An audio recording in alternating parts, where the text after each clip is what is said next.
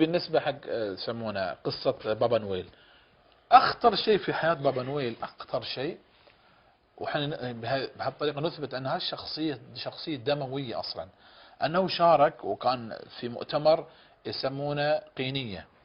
زين، هذا المؤتمر والمجمع اللي صار ودعي إليه كل القساوسة والرهبان، وفي القرن الرابع الميلادي سنة 325 للميلاد، 325. هذا التاريخ يعني يعتبر نقلة بالنسبة للديانة النصرانية. زين، في هذا المؤتمر، في مؤتمر قينية، صار ماذا؟ أو نيقية. في مؤتمر نيقية صار أتى بإشراف الإمبراطور قسطنطين، ادعى القساوسة والرهبان النصارى، وجعل دين النصرانية هو الدين الرسمي في الإمبراطورية. أكبر شيء أقر أن المسيح عيسى عليه السلام هو ابن الله.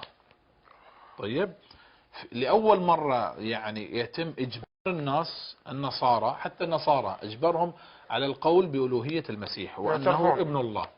لأن كما قلنا بعد رفع المسيح بقي هناك بعض من يؤمن بالمسيح أنه رسول الله وأنه رسول من عند الله وليس بإله.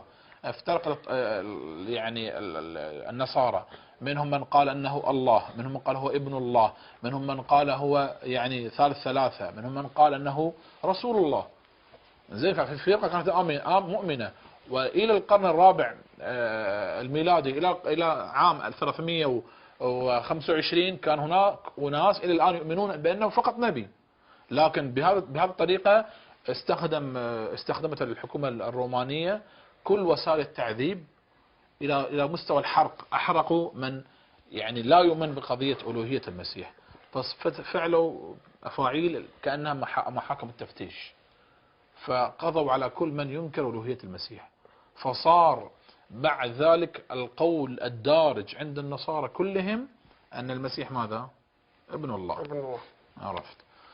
فهذا أخطر قضية موجودة في تاريخ بابا نويل، والذي كان حاضر فيه وأقروا هذه العقيدة، وخلاص انتقلت إلى القول العظيم على الله عز وجل، القول الذي فيه الفرية العظيمة أن المسيح هو ابن الله.